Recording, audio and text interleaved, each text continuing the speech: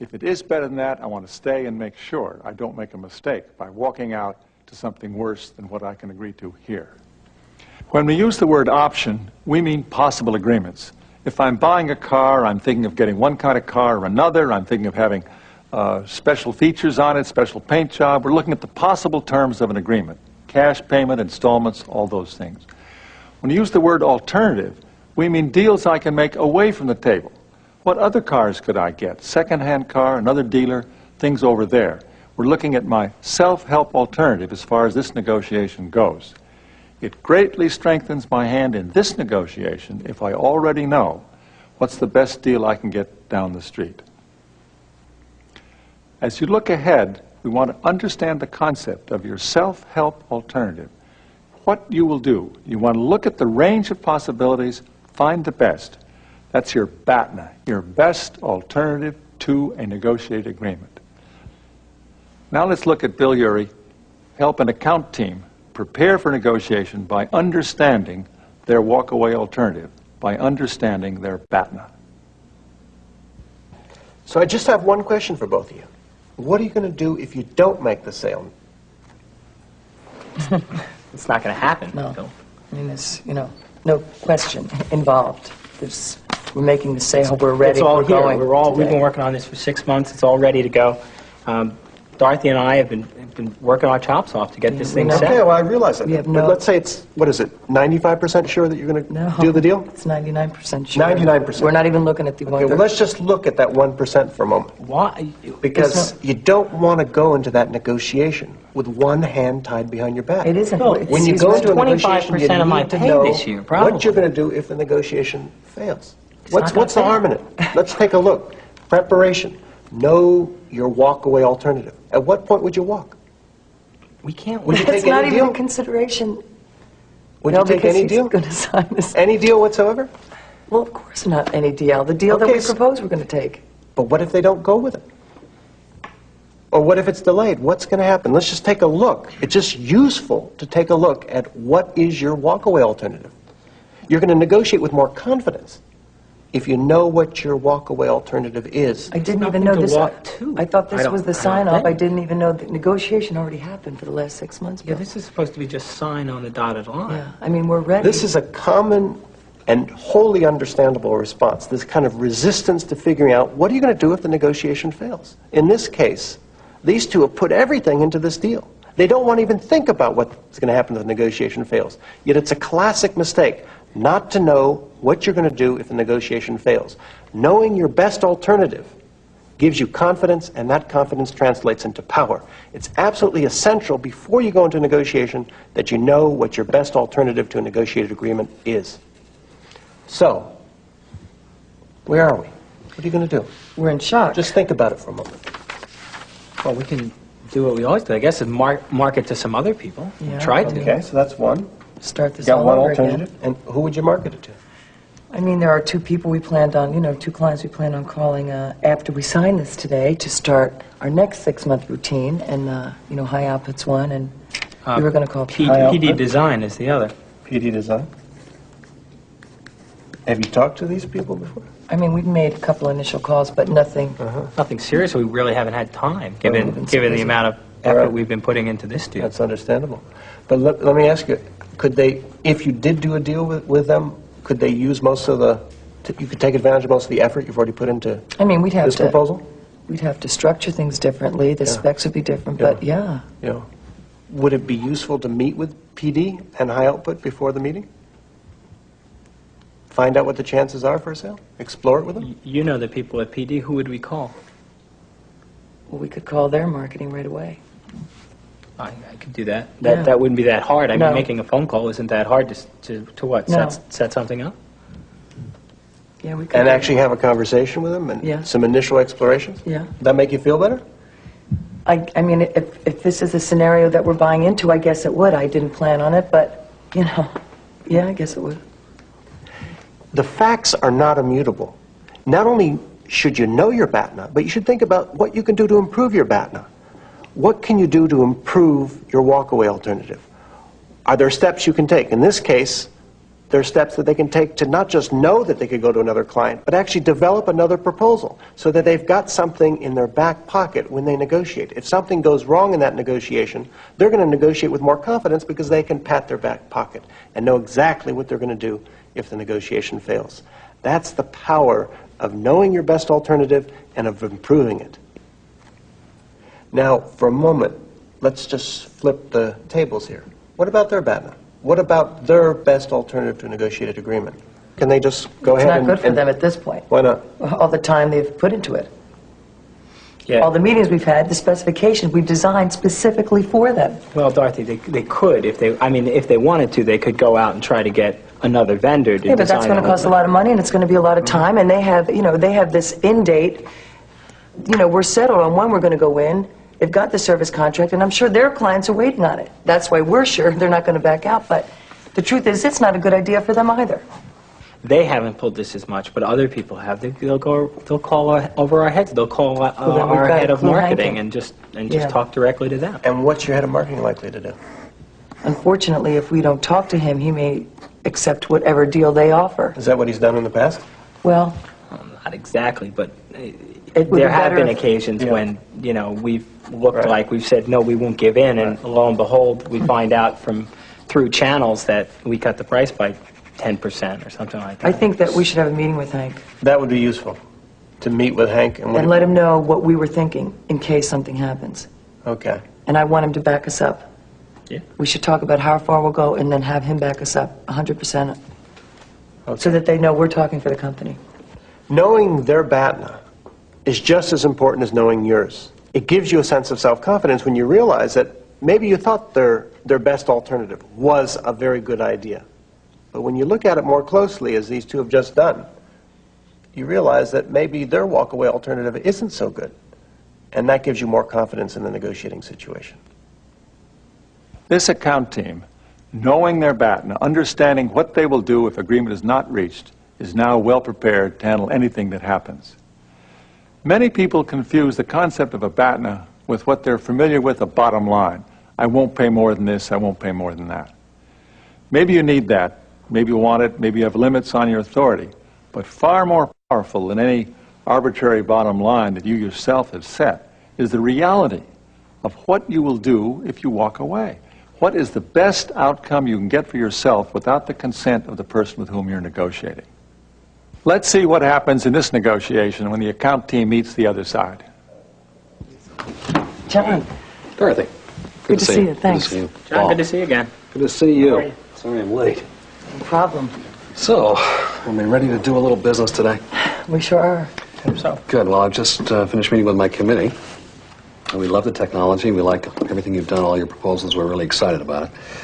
But in order to make this deal finalized, you people are going to have to cut by 15%. Wow. Not what we expected. 15% is a whopping amount of money in this deal, John. I understand that. But that's what we're asking you to do. Quite frankly, I'm surprised that this came up at this point in the negotiation. We had thought that all the financial end had been settled earlier. What happened? The economy happened. I mean, to be frank with you, we discussed it. We feel there's room for you to move here. We want to get the best deal we can. Is there anything specific we can do to keep the deal we have on the table at this point? You tell me. Well, at some point we have to make a decision. But we do have other options. We have other resources that we could utilize. Oh, wait a minute. I can't believe you even think about walking on a deal like this. I'd hate to. It'd be the last thing I'd want to do. John, really. I mean, we value your business. We've all been this together for 6 months. We thought we were going to sign here, so it's the last thing we'd like to do. But we have to be ready for anything, and, we do have other options that we could consider, or there's a possibility of shelving the whole thing if it just has to be worked out monetarily. Wait a minute. Maybe the simplest thing to do would be for me to give Hank a call. You could do that. We just got off the phone with him, and he's behind us. He's seen this deal, John, and I think that he knows what's in it and would support it both on the technology side and on the financial side. but you should feel free to call him. He's there, as Dorothy said. We've met with him and everything, and he'd be perfectly willing to talk with you about this. Okay. I feel your resistance, but I think you should know. I mean, there are other vendors out there, and we have lots of options. There's a lot of other good products out there. It's true. There are, but have you considered at all how much time it took us to get to this point, and just to get to the beginning specific stage of design, what it would take with them? I mean, we were just thinking the other day of what a relationship we have now, the three of us. We And don't just wanna starting lose off on this square deal. one. I don't want to start off on square one with someone else. It's the last thing I'd like to do. We think it would probably be a disaster for both of us if this deal falls apart at this point in time. What do you mean? Well, we've invested months of effort. We've had project teams working with your people, we've been around your plants, we've met with people, and we've tried to put together a proposal that makes some sense. We've invested, both personally and credibility-wise, an enormous amount of time in this. So the last thing we want to do is have it fall apart now. But we think it would be bad, as I say, for both of us, because as far as we can tell, this is sort of one link in a chain for you and part of your strategy to make yourself more competitive. And to not do this now, it seems to us like it would set you back a great deal. The issue is, we like the product the way it is. Obviously, do. we want to get the best deal we can. Quite frankly, I hadn't really thought about my own investment so far in your proposal. I think I need to rethink it. Is there anything you could give me in terms of outlining, Well, perhaps on paper for me? in working with the different people to put this together, I've put together just a list of all the specifications I understand that you want this project to satisfy in order to meet the needs of the people down in the end users, essentially, who are going to use this thing. That's all in here. This is work I think you'd have to do again if you started over, and someone on your team probably wants to look and see how much time and effort you think it would take for you to do that. As I said, we'd prefer, I can share this with you, we'd prefer that we not go that way, either one of us. But at some point in time, as you've mentioned, you'll need to make a decision as well. So that may help with some of the people on the committee. John, it would be good to let the committee know that if they want to change the terms on the financial end of the proposal, that's fine. We'll be happy to do that. But once those are open for renegotiation, all the terms are open for renegotiation. And I happen to have some people on my team who would love to do some renegotiation. I don't know if that would be the most positive thing to happen to the three of us right now. If we could avoid it, it may be in our best interest. But it would behoove us to let them know. I'll do that. So when do you think that you could come back with a decision? 24 hours? That would help because we need to figure out now whether or not to schedule some of the people who are currently assigned to this project. And at this point in time, I really need to know from you guys soon whether we're going to go forward or not. All right, well, 24 hours it is then, if you can live with that. In the negotiation, they did not collapse. Many teams at the last minute, many negotiators, faced with a last-minute demand for a concession, just give in. They say, oh, we can't walk away from this deal now. If you thought about your own alternative, and if you thought about the other side's alternative, you give them a little check. Do some reality testing and say, oh, this is bad for you. If it breaks down, it's bad for us. Noticing how bad it is for each side makes it possible for them to get together, to reach agreement in their mutual interest. The key points in this segment are to explore your alternatives. Explore what you'll do if you do not reach agreement. See if you can improve them. And then consider the alternatives facing the other side. What is their bat? Now we've been over the basic elements of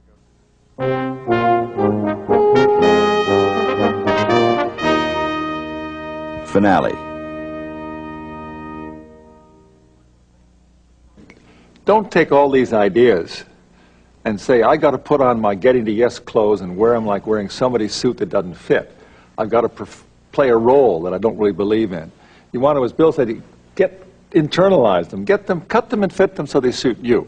So you say what you believe and believe what you say. So you're comfortable. And you'll become more comfortable using more and more as the time goes on. We have found that these ideas work for us. We've seen successful negotiators use them with great effect, and we're confident that you'll be able to use them too. Good luck in all your negotiations.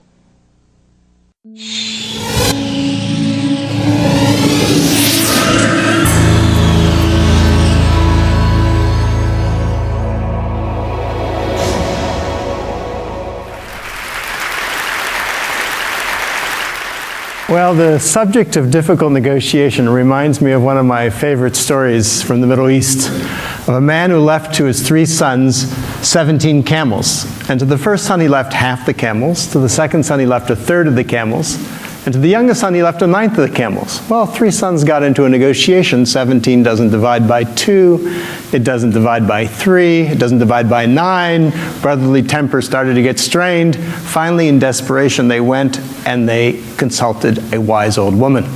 The wise old woman thought about their problem for a long time, and finally she came back and said, well, I don't know if I can help you, but at least if you want, you can have my camel. So then they had 18 camels. The first son took his half of 18 is 9. The second son took his 1/3, 1/3 of 18 is 6. The youngest son took his 1/9, a 1/9 of 18 is 2. You get 17. They had 1 camel left over. They gave it back to the wise old woman. Now, if you think about that story for a moment, I think it resembles a lot of the difficult negotiations we get involved in. They start off like 17 camels, no way to resolve it. Somehow what we need to do is step back from those situations, like that wise old woman, look at the situation through fresh eyes, and come up with an 18th camel. Now, finding that 18th camel in the world's conflict has been my life passion. I basically see humanity a bit like those 3 brothers. We're all one family. We know that scientifically. Thanks to the communications revolution, all the tribes on the planet, all 15,000 tribes, are in touch with each other. And it's a big family reunion. And yet, like many family reunions, it's not all peace and light. There's a lot of conflict. And the question is, how do we deal with our differences? How do we deal with our deepest differences, given the human propensity for conflict and the human genius at devising weapons of enormous destruction? That's the question. As I've spent the last better part of 3 decades, almost 4, traveling the world, trying to work, getting involved in conflicts ranging from Yugoslavia to the Middle East to Chechnya to Venezuela, some of the most difficult conflicts on the face of the planet, I've been asking myself that question. And I think I've found, in some ways, what is the secret to peace. It's actually surprisingly simple. It's not easy, but it's simple. It's not even new. It's maybe one of our most ancient human heritages. The secret to peace is us. It's us who act as a surrounding community around any conflict, who can play a constructive role. Let me give you just a story, an example. About 20 years ago, I was in South Africa working with the parties in that conflict, and I had an extra month, so I spent some time living with several groups of San Bushmen. I was curious about them, about the way in which they resolve conflict. Because after all, within living memory, they were hunters and gatherers, living pretty much like our ancestors lived for maybe 99% of the human story. And all the men have these poison arrows that they use for hunting, absolutely fatal. So how do they deal with their differences? Well, what I learned is whenever tempers rise in those communities, someone goes and hides the poison arrows out in the bush. And then everyone sits around in a circle like this, and they sit and they talk. And they talk. It may take 2 days, 3 days, 4 days, but they don't rest until they find a resolution, or better yet, a reconciliation. And if tempers are still too high, then they send someone off to visit some relatives. There's a cooling off period. Well, that system is, I think, probably the system that kept us alive to this point, given our human tendencies. That system I call the third side. Because if you think about it, normally when we think of conflict, when we describe it, there's always 2 sides. You know, it's Arabs versus Israelis, labor versus management, husband versus wife, Republicans versus Democrats. But what we don't often see is that there's always a third side. And the third side of the conflict is us. It's the surrounding community. It's the friends, the allies, the family members, the neighbors. And we can play an incredibly constructive role. Perhaps the most fundamental way in which the third side can help is to remind the parties of what's really at stake. You know, for the sake of the kids, for the sake of the family, for the sake of the community, for the sake of the future, let's stop fighting for a moment and start talking. Because the thing is, when we're involved in conflict, it's very easy to lose perspective. It's very easy to react. Human beings, we're reaction machines. And as the saying goes, when angry, you will make the best speech you will ever regret. And so the third side reminds us of that. The third side helps us go to the balcony, which is a metaphor for a place of perspective where we can keep our eyes on the prize. Let me tell you a little story from my own negotiating experience. Some years ago, I was involved as a facilitator in some very tough talks between the leaders of Russia and the leaders of Chechnya. There was a war going on, as you know. And we met in The Hague, in the Peace Palace, in the same room where the Yugoslav War Crimes Tribunal was taking place. And the talks got off to a rather rocky start when the vice president of Chechnya began by pointing at the Russians and said, "You should stay right here in your seats because you're going to be on trial for war crimes." And then he went on, and then he turned to me and said, "You're an American. Look at what you Americans are doing in Puerto Rico." And my mind started racing. Well, Puerto Rico, what do I know about Puerto Rico? I started reacting. But then I tried to remember to go to the balcony. And then when he paused and everyone looked at me for a response, from a balcony perspective, I was able to thank him for his remarks and say, "I appreciate your criticism of my country, and I take it as a sign that we're among friends and can speak candidly to one another. And what we're here to do is not to talk about Puerto Rico or the past. We're here to do just to see if we can figure out a way to stop the suffering and the bloodshed in Chechnya." The conversation got back on track. That's the role of the third side, is to help the parties go to the balcony. Now let me take you for a moment to what's widely regarded as the world's most difficult conflict, the most impossible conflict, is the Middle East. Question is, where's the third side there? How could we possibly go to the balcony? Now, I don't pretend to have an answer to the Middle East conflict, but I think I've got a first step, literally a first step, something that any one of us could do as third-siders. Let me just ask you one question first. How many of you in the last years have ever found yourself worrying about the Middle East and wondering what anyone could do? Just out of curiosity, how many of you? Okay, so the great majority of us. And here, it's so far away. Why do we pay so much attention to this conflict? Is it the number of deaths? There are 100 times more people who die in a conflict in Africa than in the Middle East. No, it's because of the story, because we feel personally involved in that story. Whether we're Christians, Muslims, or Jews, religious or non-religious, we feel we have a personal stake in it. Stories matter. As an anthropologist, I know that. Stories are what we use to transmit knowledge, they give meaning to our lives. That's what we tell here at TED. We tell stories. Stories are the key. And so my question is yes, let's try and resolve the politics there in the Middle East, but let's also take a look at the story. Let's try to get at the root of what it's all about. Let's see if we can apply the third side to it. What would that mean? What is the story there? Now, as anthropologists, we know that every culture has an origin story. What's the origin story of the Middle East? In a phrase, it's 4,000 years ago, a man and his family walked across the Middle East, and the world has never been the same since. That man, of course, was Abraham. And what he stood for was unity, the unity of the family. He's the father of us all. But it's not just what he stood for, it's what his message was. His basic message was unity too, the interconnectedness of it all, the unity of it all. And his basic value was respect, was kindness towards strangers. That's what he's known for, is hospitality. So in that sense, he's the symbolic third side of the Middle East. He's the one who reminds us that we're all part of a greater whole. Now think about that for a moment. Today we face the scourge of terrorism. What is terrorism? Terrorism is basically taking an innocent stranger and treating them as an enemy whom you kill in order to create fear. What's the opposite of terrorism? It's taking an innocent stranger and treating them as a friend whom you welcome into your home in order to sow and create understanding or respect or love. So what if, then, you took the story of Abraham, which is a third side story. What if that could be actually because Abraham stands for hospitality. What if that could be an antidote to terrorism? What if that could be a vaccine against religious intolerance? How would you bring that story to life? Now, it's not enough just to tell a story. That's powerful. But people need to experience the story. They need to be able to live the story. How would you do that? And that was my thinking of how would you do that? And that's what comes to the first step here. Because the simple way to do that is you go for a walk. You go for a walk in the footsteps of Abraham. You retrace the footsteps of Abraham.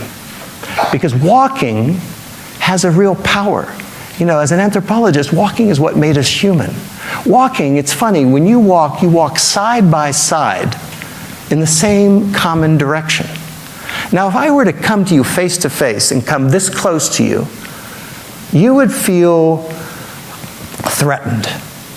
But if I walk shoulder to shoulder, even touching shoulders, it's no problem. Who fights while they walk? That's why negotiations often, when